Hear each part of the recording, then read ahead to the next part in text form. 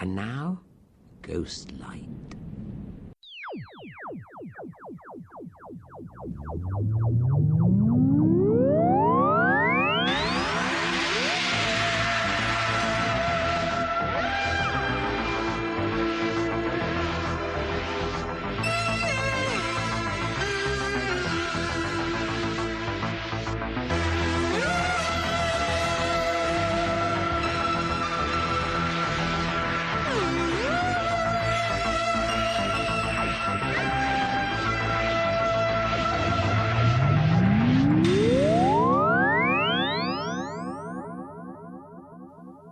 This house is Gabriel Chase, is it not?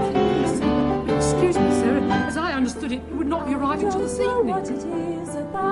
This is a test recording made on my completely reconfigured laptop, so if the sound quality is slightly different than usual, I'm sorry, and if it's better, hurrah! For those of you who've been listening to the WhoCast, like me, you'll have been very impressed with their coverage of the Sylvester McCoy era. They reviewed in great depth the story Curse of Fenric, and so I'd like to join in as well by reviewing the story Ghost Light, perhaps my all-time favourite Doctor Who story. So if you're expecting me to slate this, really, it's just not going to happen. Ghost Light was the last ever recorded Doctor Who story, as far as the original run was concerned, and until 1996, we thought it was the last ever recorded Doctor Who story, period. So what's it all about? Well, rather oddly, that's the sort of question that's been being asked by Doctor Who fans since it was first broadcast in 1989. I know recently I've been hammering on about steampunk, so for this particular story I'll avoid all that. Suffice to say that it has a Victorian setting, and it has the use of technology far beyond its current time. Yeah, let's get back to the actual story itself. Ghost Light is a 3-episode story, and most Doctor Who fans feel it should have had 4 and just a little bit more exposition, and as such it demands more than one viewing, which isn't necessarily a bad thing. By this point in Sylvester's run as the Doctor, we'd been presented with a sneakier, more manipulative Doctor, and here we have a wonderful example of the slightly darker version of the Doctor manipulating Ace, his then companion, played marvellously by Sophie Aldred. And again, there is a great interview with her on the most current, I think number 90, WhoCast. Mark Platt, for he's the author, had been trying to get a foot in the door with the Doctor Who production crew for some time. He'd been sending off letters to the script editors all the way back to Robert Holmes. Finally he was asked in, and he was asked to submit an idea for a story. The first story he actually tried to pitch was Cat's Cradle, which eventually became one of the Virgin New Adventures. It kind of needed a gigantic budget to pull off. I'm sure someone once told me it had a scene that took place in Wembley Stadium full of people. Yeah, that's kind of not going to happen on a show that costs £1.50 and a bag of chips every week to produce. And so he gets asked to bring up something else. He comes back with an idea for stone-headed aliens. This is set in the 19th century in Russia. And he then gets asked into the office. The story goes that Ben Aronovich asked him if he'd read any Mervyn Peake. Now, if you ever get the chance to read, rather than watch Gormenghast, I heartily recommend it. Even the novella A Boy in the Dark has wonderful atmosphere, very much akin to this story. So of course the answer was yes. Mark Platt is exceptionally widely read, and as usual he's disappointed and gets told that they didn't really want the Russian story. He also gets told by the script editor that they're thinking of looking into putting the mystery back into Doctor Who, or more, the mystery back into the Doctor. At this point, Mark then comes back and says, I've got this idea for a plot, where the Doctor returns to his own home on Gallifrey, and it's the last place in the universe he wants to be. The rest of the Doctor's family, for you would have seen them, are all driven mad, kind of with embarrassment at the fact that the Doctor is part of their family. In this story, the family's name for the Doctor comes out, their pet name. They called him Snail because he, unlike everyone else, has a belly button that looks a little bit like a snail's shell. I always loved that aspect. This story was to be called Lung Barrow, and eventually it would see the light of day as a Virgin Adventure. Don't bother trying to track down this book on eBay. It'll end up costing you about 60 quid, and it's very good, but it's not worth it because you can have it for free. Visit the BBC website, download it from there, and just read something wonderful. This, of course, isn't about Lungbarrow, it's about Ghostlight. And the reason that Lungbarrow became Ghostlight was because the then producer, John Nathan Turner, didn't really want to move that far, that fast. He saw a story like Lungbarrow taking place in a few years' time, once the mystery had been sort of laid on a lot more thick, and also the Cartmel master plan, which I'm sure everyone's heard far too much about, had the Doctor taking the place of one of the mythical triumvirate, the mystical three of Gallifrey, from their ancient records, almost making the Doctor a god. And legend has it that John Nathan Turner just heard the Doctor is God and kind of freaked a bit, without really paying that much more attention to what was happening. And so it was kind of back to the drawing board. The best aspects of Lungbarrow were taken, put in the blender, reshaped, and we were given Ghostlight. I need your help, Doctor. Yes, it can't be easy, being so far away from home, struggling to adapt to an alien environment. My roots are in this house. I'm as human as you are. Yes. The day that I decided to record a quick podcast all about Ghostlight was also the day that on Radio 4 there was some very odd news. The Church, that's the Church of England, had decided in its infinite wisdom to apologise to Charles Darwin. Now, for those of you who are aware of, facts, Charles Darwin's dead. But more importantly, this apology would actually be written down and read out loud above his grave, as if he'd be able to hear it. Now, whether you believe in an afterlife or not, this does sound very, very odd, and, to be honest, very, very English. And I just thought it was fitting that was on the news the day that I decided to talk about Ghostlight. At its core, Ghostlight is about evolution, but perhaps that's more of a simplistic view of things. I think I'll split this podcast into two very distinct parts. First, I'll talk about the production and my thoughts on it, and then we'll have some music, and after that, I'll tell you what I think Ghostlight is really about. But ask yourself this: do I really want to know what Ghostlight is actually about? Do I really want to know what's happening? Will that not spoil my enjoyment? Now, for those of you who haven't seen it, that might sound a very odd thing to say. But for those of you who have seen it, understanding everything, will that not, make it less magical? Well, decide for yourself. So let's talk for a moment more about Ghostlight itself. As has already been said, the story's origins are twofold. First, in Mark Platt's marvellous attempts to get a script made, and with Lungbarrow, and more in the Victorian melodrama. Doctor Who itself had never ever dealt with evolution as a theme. It had dealt with aliens using science, for example the demons.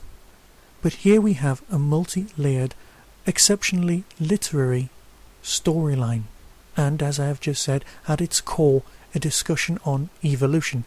Now, until the Satan Pit, Doctor Who's heart had been primarily one of science.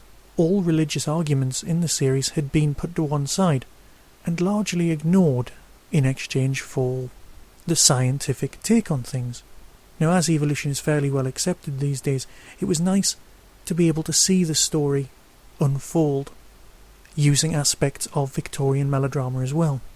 The literary aspects of this story are fairly obvious, things like the turn of the screw, and also it's worth noting that the human housekeeper in the story has the same name as the housekeeper in the turn of the screw, as a small joke put there by the author.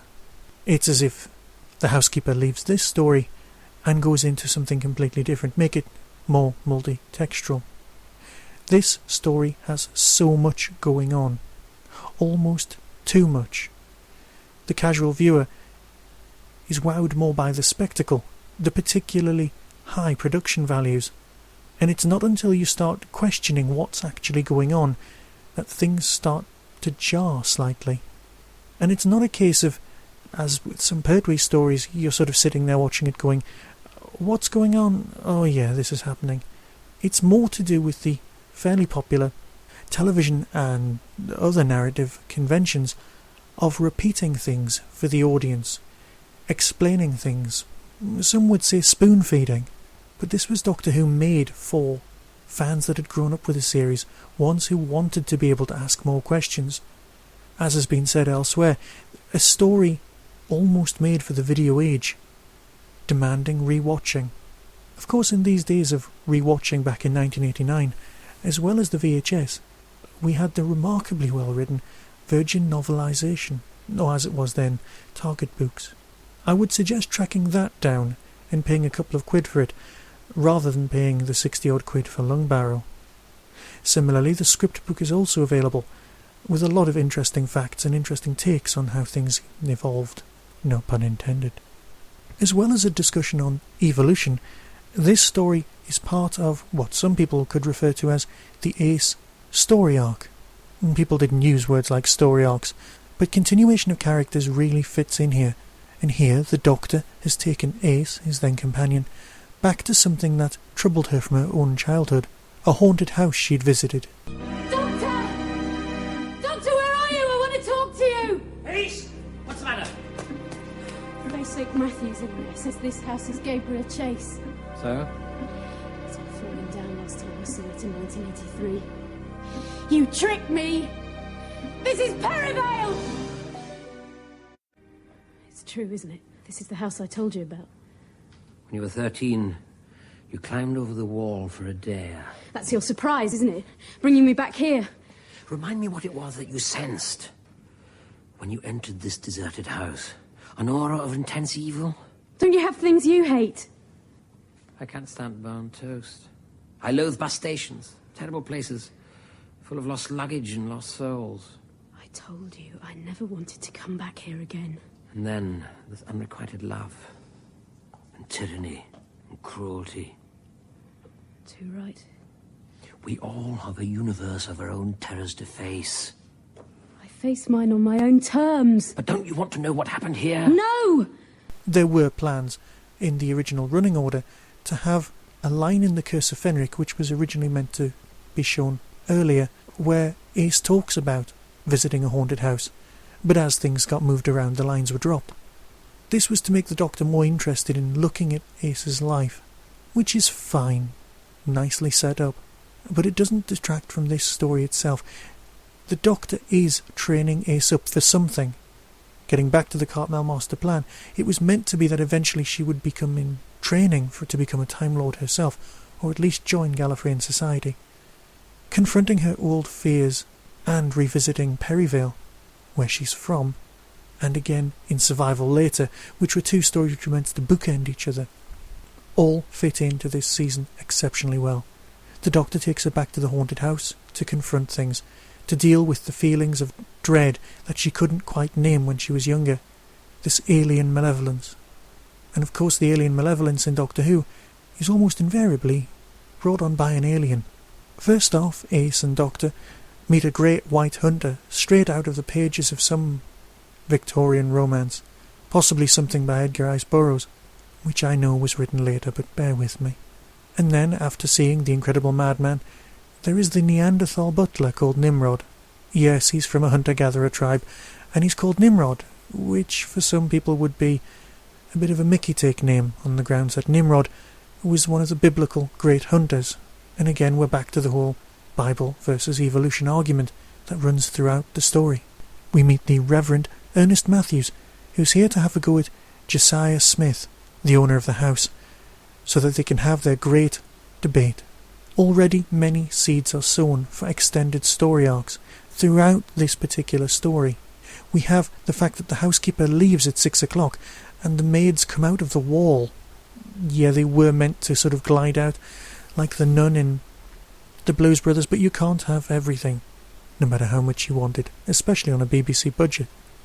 And it's at this point that the mystery gets stepped up. Odd things happen, and I think I'll break and give you a chance to think about whether you want to know what I think is really happening in this story or not. If you are leaving me, I just want to say a couple of things. I'd like to thank everyone for all of the feedback I've had of late, and especially thanks for donating to help keeping the Tin Dog podcast running. I'd also like to thank everyone who emailed me after hearing my unit dating feedback on the WhoCast. Thanks for playing that, guys. I hope it didn't cause too many arguments. And so here's a song used in Ghostlight and available as an Easter egg on the DVD.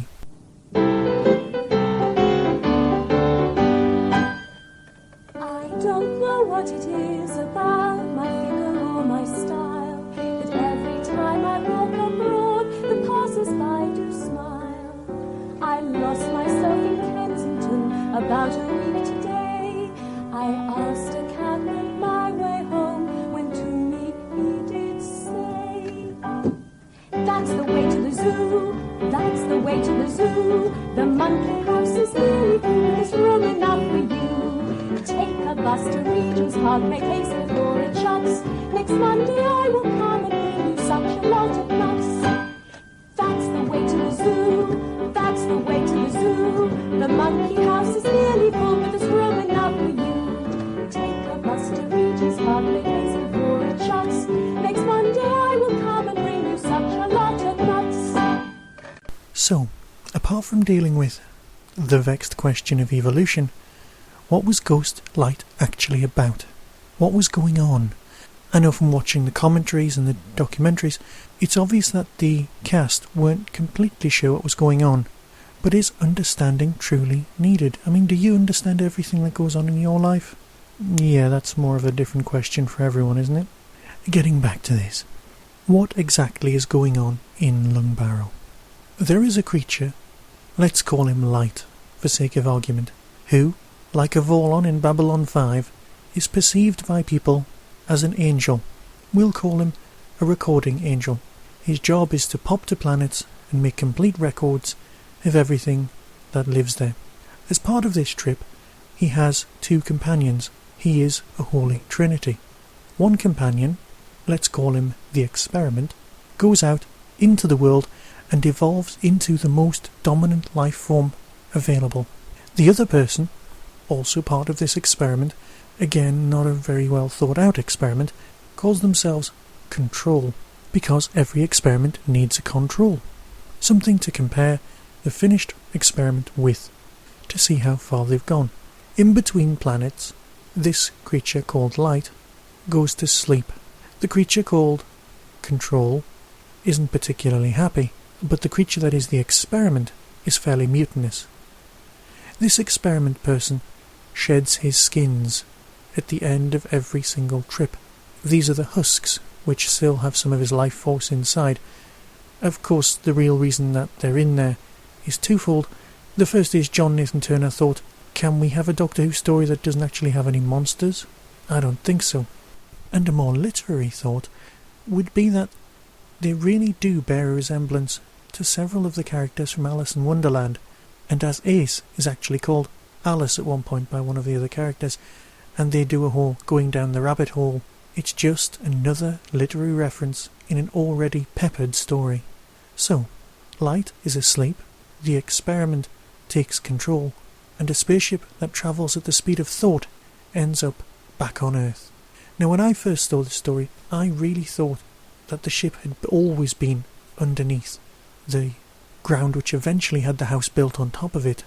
Apparently that's not so according to the DVD commentaries and the script books. Light had visited Earth at least twice, once during the dinosaurs era, and several million years later during Nimrod's time where he was taken. This is the third trip at least. Light is locked away, and as Control and the Experiment can't exist separate from each other, the Experiment, Josiah, locks Control away. His basic programming is to continually evolve into the most dominant species available, and to do this he becomes a Victorian gentleman. He has very odd ideas, but of course he believes in evolution because he's from a race that has witnessed it time and time again. Why the recording angel is annoyed when he sees how much things have evolved is almost beyond me, but let's leave that. More literary references abound. When the Doctor and Ace finally arrive, people being sent to Java, things akin to lines from Arsenic and Old Lace, the eating of insects from Dracula, also were people sleeping during the day and coming to life at night, again vampire novels. The Alice in Wonderland references abound as well, But getting back to the story. If Lungbarrow was the worst place in the universe for the Doctor ever to visit, Gabriel Chase is the worst place in the world for Ace to visit, because she burnt it down. She destroys Gabriel Chase in the future, so therefore it has to survive in order to fulfill the causality loop. Causality loop is just a posh way of saying A follows B follows C, not necessarily in that order. Some things I never ever quite understand, because when Josiah wants... Oh, things are getting out of control. Even I can't play this many games at once. Help me. Help me with my hunt. I haven't got time, Redfurs. But I'm hunting the rarest creature in the world. The crowned sex Kuberg. Look. Really? And who's sponsoring the expedition? Josiah Samuel Smith. You're never completely sure why he wants Queen Victoria out of the way. Why would killing the monarch take out the whole of the empire and allow him to rule it? Doesn't quite make sense, but that's by the by. And so everything gets completely out of hand. The ship's obviously been there for a while, because when it first arrived the policeman came calling, and that was when he was taken away. The house's original inhabitants had been hypnotised, or something had gone on, and we're never ever quite sure where the staff come from. But then with all evil supervillains you're never quite sure where the staff come from, so it's hardly down to this story. Yes, it's a mystery. It's a mystery about what's really going on, but it's also a mystery about the characters and where they're going, and I for one am very happy with this story. Yes, I've missed things out, like all of the references to William Blake, but you can read too much into this story. When it comes down to it, it's basically an extremely good romp. It confuses the audience, but like many directors have said in the past, an audience would rather be confused than bored any day. And so I'll leave this story, and you can track it down in any format you want and enjoy it yourself. So until next time, be seeing you.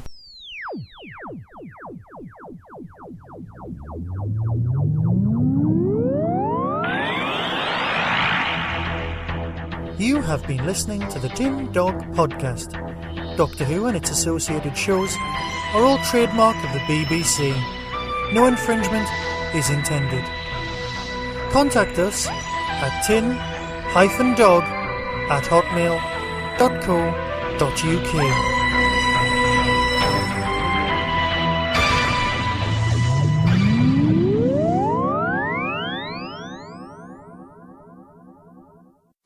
Who was it said Earthmen never invite their ancestors round to dinner?